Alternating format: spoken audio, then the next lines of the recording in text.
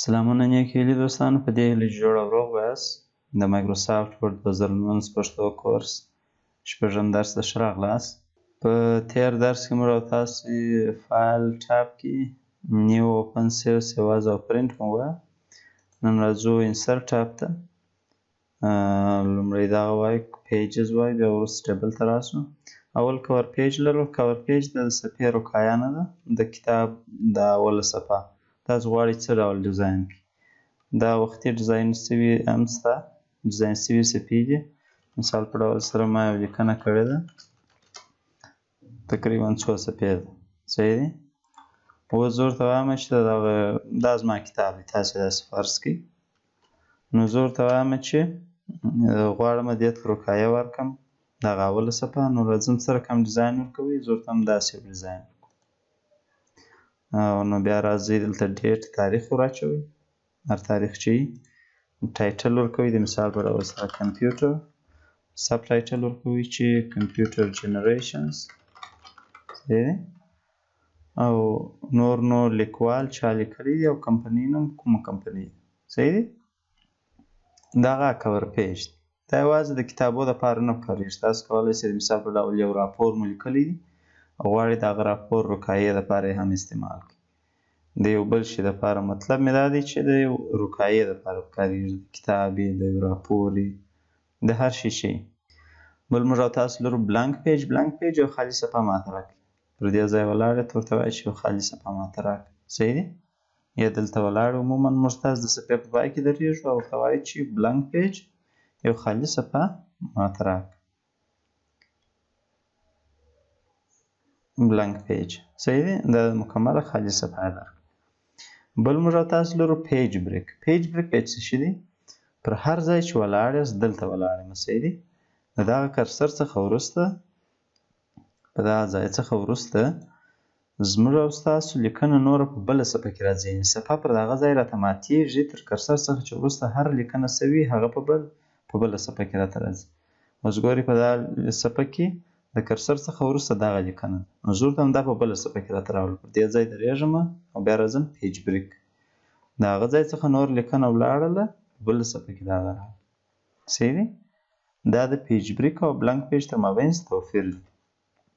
بلانک پیج یو مکمله نوې صفحه درکوي، پیج بریک صفحه پر هغه ځای درته ماتوي. بل موږ او تاسو راځو په انسرټ کې ټیبل ته راځو. غواړو ټیبل جوړ کړو. ټیبل څه شی دی؟ په عمودي او افقي ډول د خانو یا سیلونو یو ځایوال ته چې وایي ټیبل وایي. د دې لپاره چې موږ تاسې خپل معلومات ښه په منظم ډول سره پکې ځای پر ځای کړو.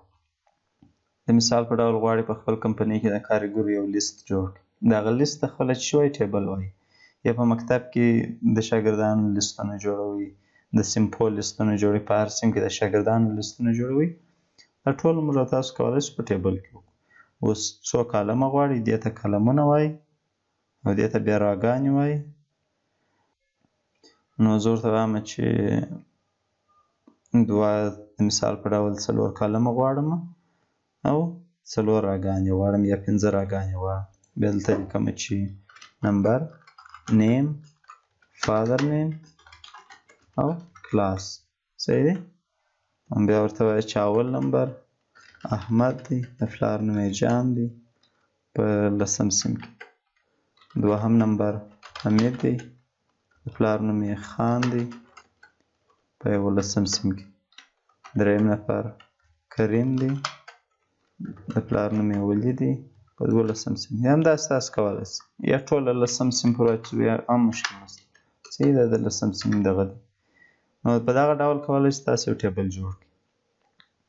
په ټیبل کې ځینې مهم شیان دي، غواړم هغه هم درته ووایم. لومړی دغه ډیزاین دی، تاسو سره کوم ډیزاین ورکوئ. خپل ټیبل ته زه غواړم داسې یو ډیزاین ورکړئ. بل موږ او تاسو هیډر لرو. هیډر دا نیم، نمبر نیم، فادر نیم، کلاس دا غواړئ چې راسي که یا ټوټل را. ټوټل را په اخر کې دغه را نه ده، اخري را. دا تاسو غواړئ ټوټل راکړئ. د مثال په ډول درته ووایاست که چېرې تاسو لیکلي وي چې دغه زما کارګر دي، د هر یوه تنخوا مو لیکلې، نو بیا هغه دغه اخري را کې د دې تنخوا جمع کوئ. د مثال په ډول 10. اوس تاسو غواړئ دا ټوټل را واوسي که یا. کله چې تاسو ټوټل راکړئ تاسو وګورئ دلته دغه دی دغه راز دا نور څه جلا هم ده او دا یو ډول پونډوالی لري. دا لیکنه یو څه بولد ده نسبت به دې ته. بینډیډ راز راګان یوه راته رنګ ورکړه بلې ته مو وګورئ دا اوس رنګ لري دا بلې رنګ نه لري رنګ لري رنګ نه لري. صحیح دی. فرست کالم لومړنی کالم چې دی دا زه غواړم یو څه خط یا پونډوالی پیدا کړي. تاسو وګورئ دې دوه سره مقایسه کړئ. صحیح دی. لاست کالم اخري کالم غواړم چې پونډوالی ولري. صحیح دی. بینډیډ کالم کالمونه یوه کالم ته رنګ مه ورکړو بل کالم ته رنګ ورکړه بل کالم ته رنګ مه ورکړو بل کالم ته رنګ ورکړه. صحیح دی. شیډینګ کولی سي هر سیل کې چې ولاړاست هغه ته څنګه رنګ ورکوئ. صحیح دی. زه ورته همداسې رنګ ورکړه. او بارډر سټایل زه ورته همداسې یو بارډر غواړم او دا یې باید سټایل وي او دغه رنګ ورکوم تور رنګ ورکوم. اوس نو مازې دا ورته دغه ته ورکوم دغه ته دغه ته. صحیح دی. هر یوه ته چې تاسو ورکوئ کولی سي چې هغه ډیزاین ورکړي. صحیح دی. بل تاسو کولی سي اسکیپ بټن ووهئ نور دغه حالت څخه وځئ. او بل نو بارډرز دي څه رقم بارډرونه غواړئ. د هر خانه کې چې ولاړ یاست هېڅ بارډر مه ورکړو. رسته طرف ته چپه طرف ته بارډر ورکړه. ټاپ لوړ یوازې بارډر ورکړه.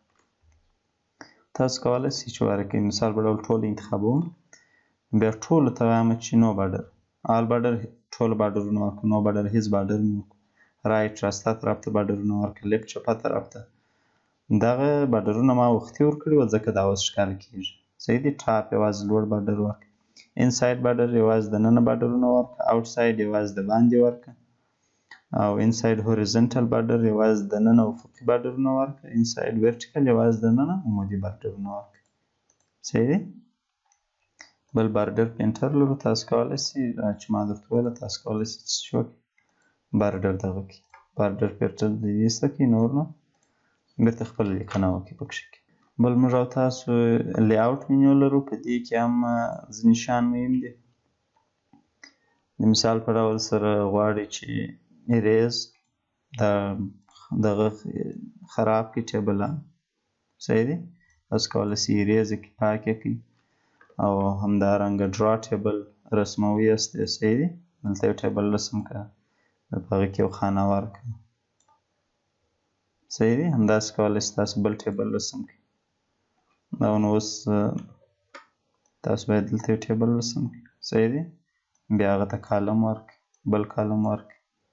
دغه موږ دلته د ډرا ټیبل له لارې کولی سو. اریز بېرته یې پاک کړه. دا ځایونه ګره پاک دا ټیبل ګره پاک. صحیح دی. بل موږ او تاسو لرو ډیلیټ. دغه یوه خانه ډیلیټ کړه.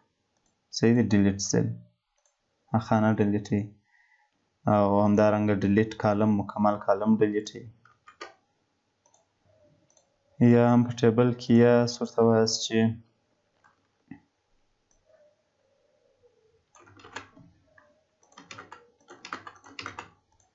نو زه ورته وایم چې لی آوټ ته راځم بیا ورته وایم چې اریز نه ډیلیټ بیا راځم ډیلیټ را دغه را چې ما انتخاب کړې ده دغه را ډیلیټ کړه.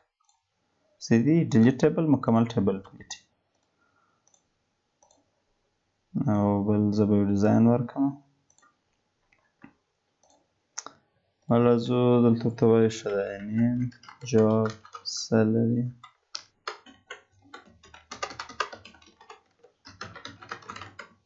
صحیح دی. نو زه ورته وایم چې انسرټ اباو په کوم ځای کې چې ولاړ یاست تر هغه لوړ ماته یو خانه یو را انسرټ کړئ. انسرټ بیلو لاندې یو خانه انسرټ کړئ. دلته ولاړ یم چپه طرف ته یو کالم انسرټ کړه او دلته ولاړ یم رسته طرف ته یو کالم انسرټ کړه. صحیح دی. تاسو کولی سئ د یوې خانې اندازه دلته ورغټه کړئ. صحیح دی. او بل دا دی د مثال په ډول سره د هر کالم کولی سئ سایز غټ کړئ. صحیح دی. راګانې یې غټ کړئ. ډسټریبیوټډ راز ورته وایه چې دا ټوله دې انتخاب کړه. راګانې ټوله منظمې کړه. ټولو ته یو رقم دغه ورکړه فاصله ورکړه. ټول پر یوه شکل او ډسټریبیوټډ کالم ګوره دا یو کالم غټ دی دا غټ دی دا بیا کوچنی دی دا بیا در دې لا کوچنی دی ډسټریبیوټډ کالم ټولو کالمو ته اوس ګورئ ټوله کالمونه او ټولې راګانې پر یوه اندازه شول او بل که چیرې تاسو دلته لیکنه کومه نو ورته وایم چې دا لیکنه چیرې راته راوله مابینځ کې لاندې طرف کې مابینځ کې راسته طرف مابینځ کې هر ځای چې غواړئ تاسو کولی شئ راولئ ټکسټ ډایرکشن ورکړئ دا هم ډېر مهم دی صحیح دی نو دغه یو څه ځینې نور اپشنونه هم دي دوستانو ما دا په دې خاطر پرېښوله لکه څنګه چې مې په اول سر کې درته ویلي وه چې موږ ټکي په ټکي نه وایو دغه ډېر مهم شیان چې وه هغه مې درته وویله که چیرې تاسې د نن ورځې په درس کې کوم مشکل لرئ کولی شئ یا هم د نورو کمانډو کې کوم مشکل لرئ کولی شئ په کمنټ کې راسره شریک کړئ نور مو نه وخت نه نیسم د الله په امان